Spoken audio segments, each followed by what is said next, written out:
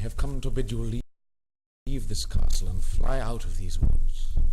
What evil is there here that is not everywhere from this to the sea? They who have sent me walk invisible. So it is true what I have heard men say, that you have seen and heard what others cannot. I was asleep in my bed, and while I slept my dream became a fire, and in the fire one walked, and he had birds about his head.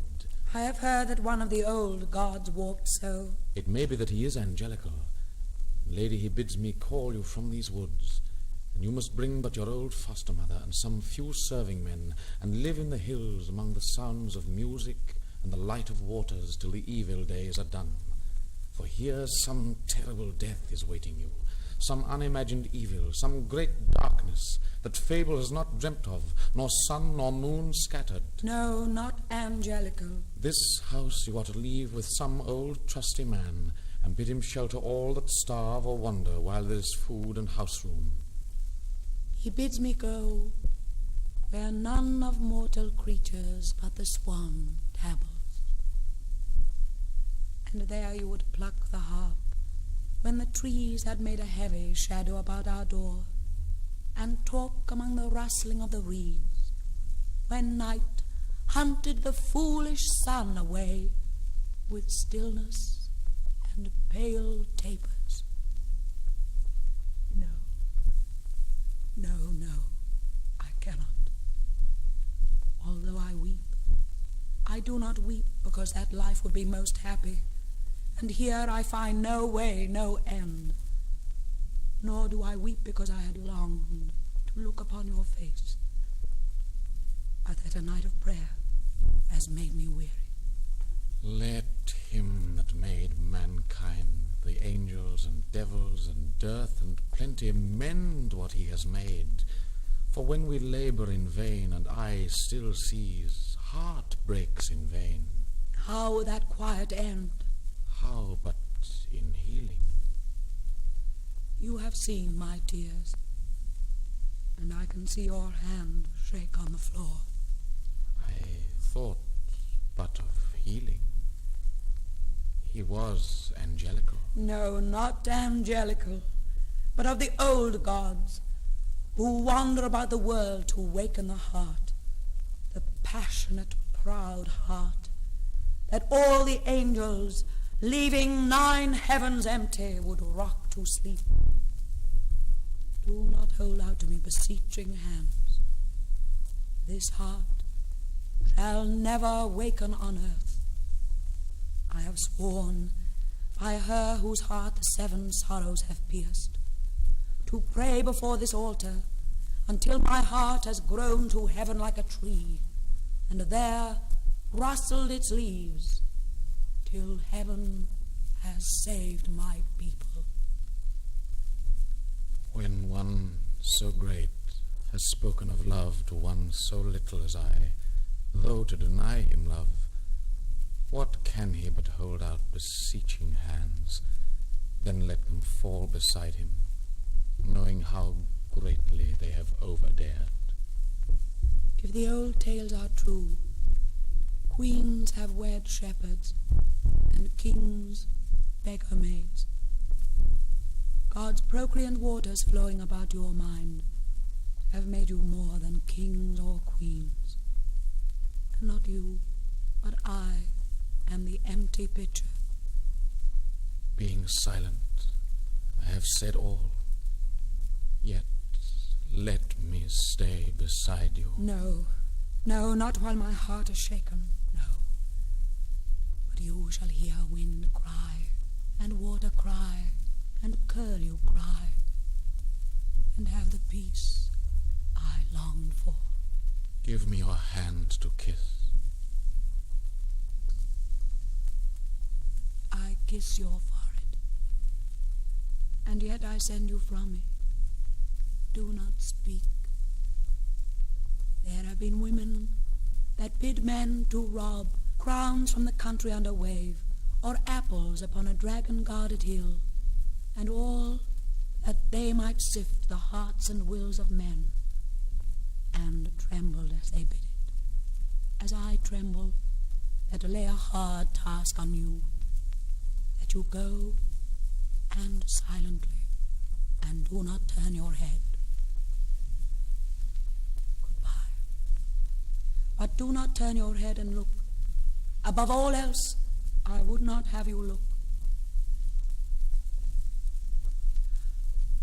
I never spoke to him of his wounded hand, and now he is gone. I cannot see him, for all is dark outside. Would my imagination and my heart were as little shaken as this holy flame.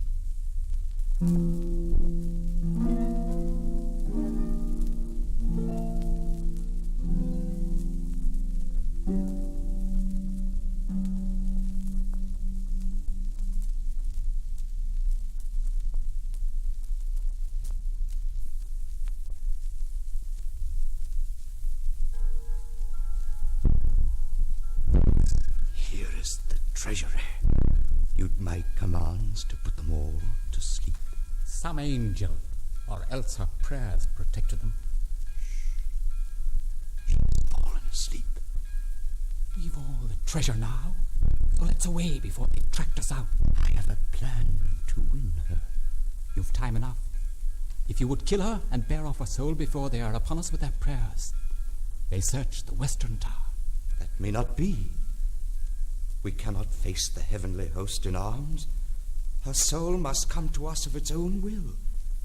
But being of the ninth and mightiest hell, where all are kings, I have a plan to win it. Lady, we've news that's crying out for speech. Who calls? Lady, we have brought news. What are you?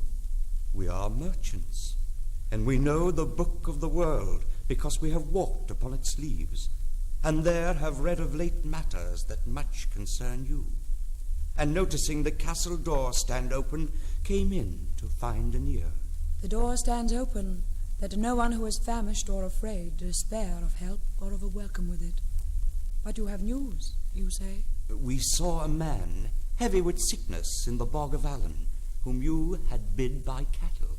Near Fairhead we saw your grain ships lying all becalmed in the dark night, and not less still than they burned all their mirrored lanterns in the sea. Thanks be to God, there's money in the house that can buy grain from those who have stored it up to prosper on the hunger of the poor.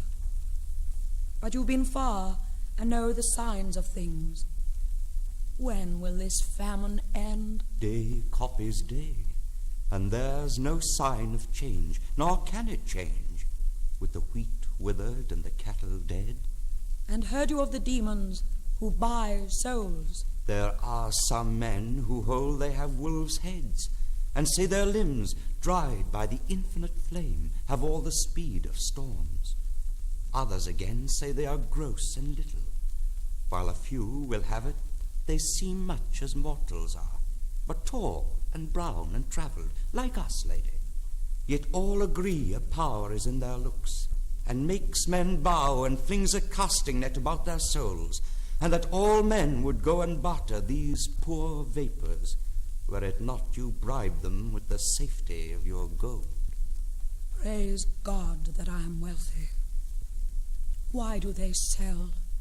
As we came in at the door, we saw your porter sleeping in his niche, a soul too little to be worth 100 pence, and yet they bought it for 100 crowns. But for a soul like yours, I have heard them say, they would give 500,000 crowns and more. How can a heap of crowns pay for a soul? Is the green grave so terrible a thing? Some sell because the money gleams, and some because they are in terror of the grave, and some because their neighbours sold before, and some because there is a kind of joy in casting hope away, in losing joy, in casting all resistance, in at last opening one's arms to the eternal flames, in casting all sails out upon the wind. To this full of the gaiety of the lost, would all folk hurry if your gold were gone. There is a something, merchant, in your voice that makes me fear. When you were telling how a man may lose his soul and lose his God, your eyes were lighted up. And when you told how my poor money serves the people, both, merchants forgive me, seemed to smile. I laugh to think that all these people should be swung as on a lady's shoestring, under them the glowing leagues of never-ending flame. There is a something in you that I fear, a something not of us. Were you not born in some most distant corner of the world? Away now. They are in the passage. Hurry, for they will know us and freeze up our hearts with Ave Marys and burn all our skin with holy water. Farewell, for we must ride many a mile before the morning comes. Our horses beat the ground impatiently. Forgive us, lady, but we heard a noise. We sat beside the fireside, telling vanities. We heard a noise, but though we have searched the house, we have found nobody. You are too timid. For now you are safe from all the evil times. There is no evil that can find you here. Ahon! The treasure room is broken in, the door stands open, and the gold is gone. Be silent. Have you seen nobody? Oh, that my good mistress should lose all this money. Let those among you not too old to ride get horses and search all the country round. I'll give a farm to him who finds the thieves. Here's the porter, the porter's come. Oh, demons were here. I sat beside the door in my stone niche, and 2 owls passed me by, whispering with human voices. God forsakes us. Old man, he never closed a door unless one opened. I am desolate because of a strange thought that's in my heart. But I have still my faith, therefore be silent. For surely he does not forsake the world, but stands before it, modeling in the clay and moulding there his image. Age by age, the clay wars with his fingers and pleads hard for its old, heavy, dull, and shapeless ease. But sometimes, though his hand is on it still, it moves awry, and demon hordes are born. Yet leave me now, for I am desolate. I hear a whisper from beyond the thunder. Yet stay an instant. When we meet again, I may have grown forgetful. Una, take these 2, the larder and the dairy keys. But take you this. It opens the small room of herbs for medicine, every kind of herb. The book of cures is on the upper shelf. Why do you do this, lady? Did you see your coffin in a dream? Ah, no, not that. But I have come to a strange thought. I have heard the sound of wailing in unnumbered hovels, and I must go down, down, I know not where. Pray for all men and women mad from famine. Pray, you good neighbors.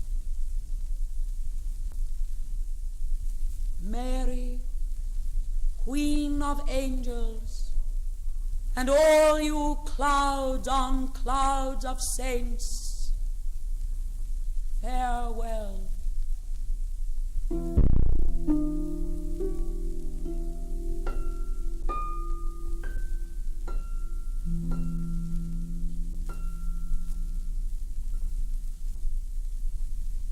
I have seen silver and copper, but not gold. It's yellow, and it shines. It's beautiful, the most beautiful thing under the sun.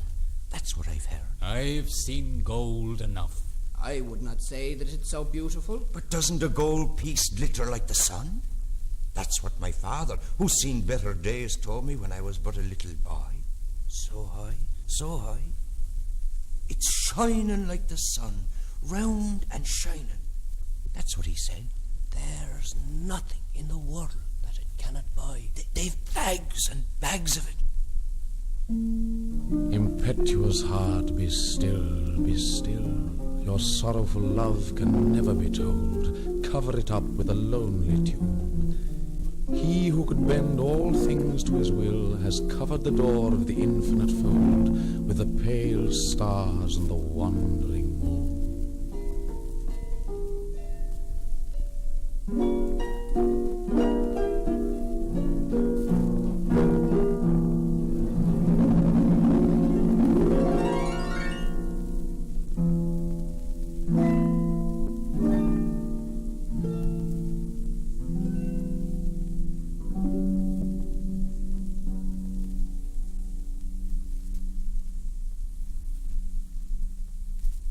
Thanks to that lie I told about our ships, and that about the herdsmen lying sick, we shall be too much thronged with souls tomorrow. What has she in her coffers now but mice? When the night fell and I had shaped myself into the image of the man-headed owl, I hurried to the cliffs of Donegal and saw with all their canvas full of wind and rushing through the party-coloured sea those ships that bring the woman grain and meal. They are but 3 days from us. When the dew rose, I hurried in light feathers to the east, and saw 900 oxen driven through mead with goads of iron. They are but 3 days from us. 3 days for traffic.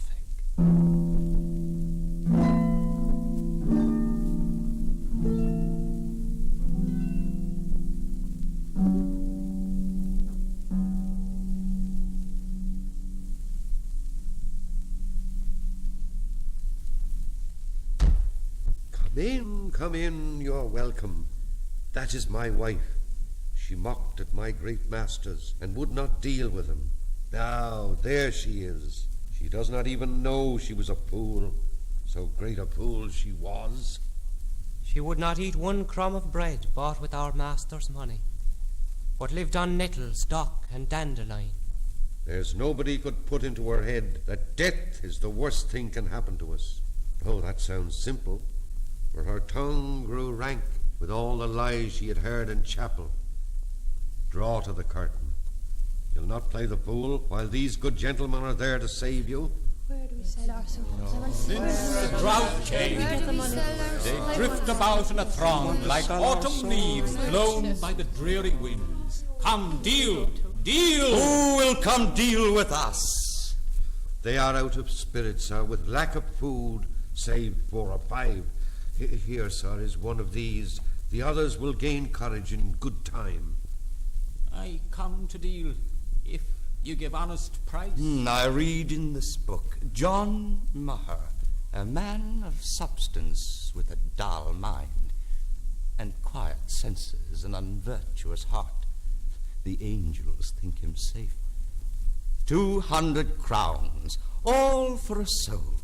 A little breath of wind. I ask 300 crowns. You have read there that no mere lapse of days can make me yours. There is something more writ. Often at night he is wakeful from a dread of growing poor, and thereon wonders if there's any man that he could rob in safety. Who'd have thought it? And I was once alone with him at midnight. I will not trust my mother after this. There is this crack in you. 200 crowns. That's plenty for a rogue. I'd give him nothing. You'll get no more, so take what's offered you. Has no one got a better soul than that? If only for the credit of your parishes, traffic with us. What will you give for mine? Soft, handsome, and still young. Not much, I think. It's certain that the man she's married to knows nothing of what's hidden in the jar between the hourglass and the pepper pot. Oh, The scandalous book. Nor how, when he's away at the horse fair, the hand that wrote what's hid will tap 3 times upon the window pane. And if there is a letter, that is no reason why I should have less money than the others. You're almost safe. I give you 50 crowns. Ah. Well, 100 then. Woman, have sense. Come. Is this a time to haggle at the price? There, take it up. Come, That's right. come, deal. It is but for charity we buy such souls at all. 1,000 sins made them our masters long before we came. Here, take my soul, for I am tired of it. I do not ask a price. Not ask a price? How can you sell your soul without a price? I would not listen to his broken wits. His love for Countess Cathleen has so crazed him, he hardly understands what he's saying. The trouble that has come on Countess Cathleen, the sorrow that is in her wasted face, the burden in her eyes have broke my wits. And yet I know I'd have you take my soul. We cannot take your soul, for it is hers. No, but you must. Seeing it cannot help her, I have grown tired of it. Begone from me. I may not touch it. Is your power so small? And must I bear it with me all my days? May you be scorned and mocked. Drag him away. He troubles me. His gaze has filled me, brother, with a shaking and a dreadful fear. Lean forward and kiss the circlet where my master's lips were pressed upon it when he sent us hither. You shall have peace once more. I, too, grow weary. There is something moving in my heart, whereby I know that what we seek the most is drawing near. Our labor will soon end. Come, deal. Are you all dumb? What, will you keep me from our ancient home and from the eternal revelry? Deal! They say you beat the woman down too low. I offer this great price. 1,000 crowns for an old woman who was always ugly. There is but little set down here against her. She has stolen eggs and fowl when times were bad, and when the times grew better, has confessed it. She never missed her chapel of a Sunday, and when she could, paid dues. Take up your money. God bless you, sir. Oh, sir, a pain went through me. That name is like a fire to all damned souls. How she screamed out, and maybe we shall scream so. I tell you there's no such place as hell. Can such a trifle turn you from your prophet? Come, deal. Oh, master, I'm afraid. I bought your soul. There's no sense in fear. Now the soul's gone. Give me my soul again. And take this money, too, and give me mine. Bear bastards. Drink or follow some wild fancy. For cryings out and sighs are the soul's work, and you have none. Come, let's away. Yes. Come quickly. If that woman had not screamed, I would have lost my soul. Come away. Let's The away. Countess Cathleen. And so you trade once more. In spite of you. What brings you here, saint with the sapphire eyes? I come to barter a soul for a great price. What matter if the soul be worth the price? The people starve. Therefore the people go thronging to you. I hear a cry come from them, and it is in my ears by night and day. And I would have 500,000 crowns that I may feed them till the dearth go by. It may be the soul's worth it. There is more. The souls that you have bought must be set free. We know of but one soul that's worth the price. Being my own, it seems a priceless thing. You offer us? I offer my own soul. Do not.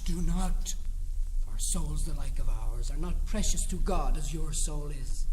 Oh, what would heaven do without you, lady? Look how their claws clutch in their leathern gloves. 500,000 crowns. We give the price. The gold is here. The souls, even while you speak, have slipped out of our bond, because your face has shed a light on them and filled their hearts. But you must sign, for we omit no form in buying a soul like yours. Sign with this quill.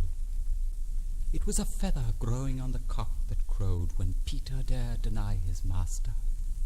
And all who use it have great honor in hell. Leave all things to the builder of the heavens. I have no thoughts. I hear a cry, a cry. I have seen a vision under a green hedge, a hedge of hips and haws. Men yet shall hear the archangels rolling Satan's empty skull over the mountain tops. Take him away. Take up the money, and now come with me. When we are far from this polluted place, I will give everybody money enough.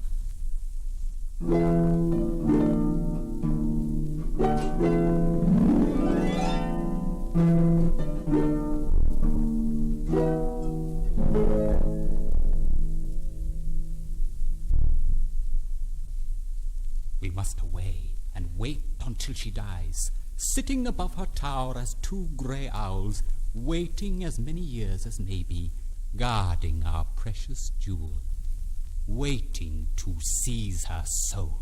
We need but hover over her head in the air, for she has only minutes. When she signed, her heart began to break. Hush, hush.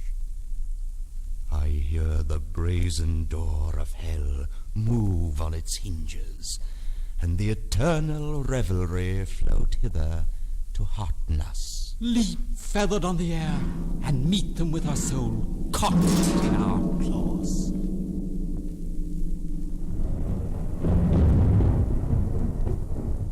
The brazen door stands wide, and Balor comes, borne in his heavy car, and demons have lifted the age-weary eyelids from the eyes that of old turned gods to stone. Barach, the traitor, comes, and the lascivious race Caelitin that cast a druid weakness and decay over Sualtim's and old Dectora's child. And that great king Hell first took hold upon when he killed Niger and broke Deirdre's heart.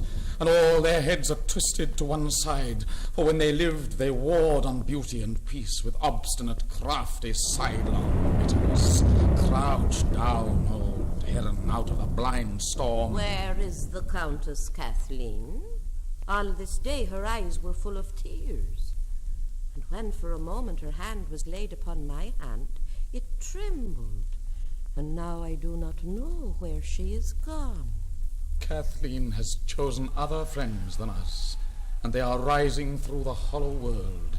Demons are out, old Heron. God guard her soul. She's bartered it away this very hour, as though we two were never in the world. First, Orchil, her pale, beautiful head alive, her body shadowy as vapor drifting under the dawn. For she who awoke desire has but a heart of blood when others die. About her, in a vapory multitude of women alluring devils with soft laughter. Behind her a host heat of the blood made sin, but all the little pink-white nails have grown to be great talons. They begin a song, and there is still some music on their tongues. Oh, maker of all, protect her from the demons, and if a soul must needs be lost, take mine. Oh, that so many pitchers of rough clay should prosper, and the porcelain break in two. We were under the tree where the path turns, when she grew pale as death and fainted away. And while we bore her hither, cloudy gusts blackened the world and shook us on our feet. Draw the great bolt, for no man has beheld so black, bitter, blinding, and sudden a storm.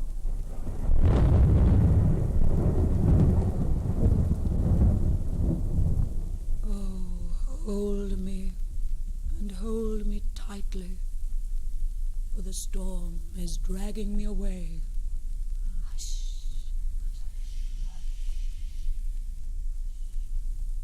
Lay all the bags of money in a heap, And when I am gone, old Una, share them out to every man and woman. Judge and give according to their needs. And will she give enough to keep my children through the dearth? O Queen of Heaven, and all you blessed saints, let us and ours be lost, so she be shriven. Bend down your faces, Una and Alina.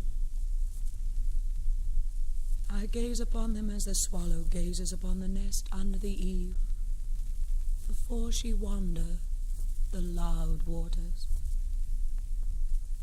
Do not weep too great a while, for there is many a candle on the high altar, though one fall. Alina, who sang about the dances of the woods, that know not the hard burden of the world, having but breath in their kind bodies. Farewell. And farewell, Una, you who played with me, and bore me in your arms about the house when I was but a child, and therefore happy. Therefore happy, even like those that dance. The storm is in my hair, and I must go. Bring me the looking-glass. She is dead.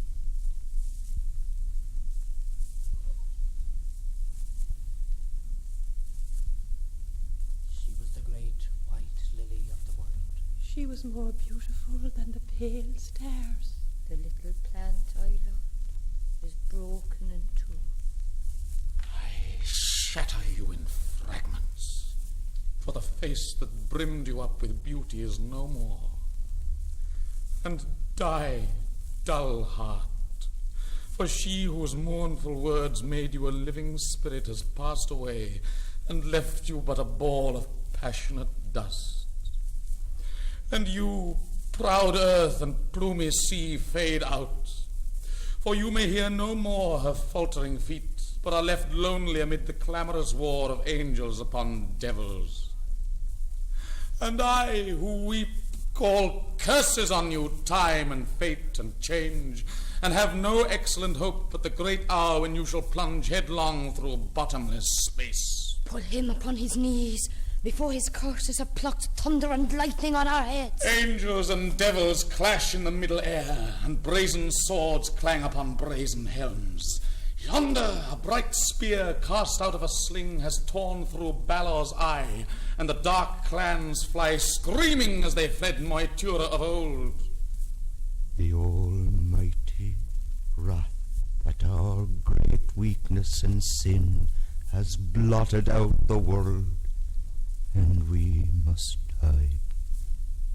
Look no more on the half-closed gates of hell, but speak to me whose mind is smitten of God, that it may be no more with mortal things, and tell of her who lies there. Till you speak, you shall not drift into eternity. The light beats down. The gates of pearl are wide, and she is passing to the floor of peace. And Mary of the 7 times wounded heart has kissed her lips, and the long blessed hair has fallen on her face. The light of lights looks always on the motive, not the deed. The shadow of shadows on the deed alone. Tell them who walk upon the floor of peace that I would die and go to her I love. The years like great black oxen tread the world, and God the herdsman goads them on behind. And I am broken by their path fasten feet.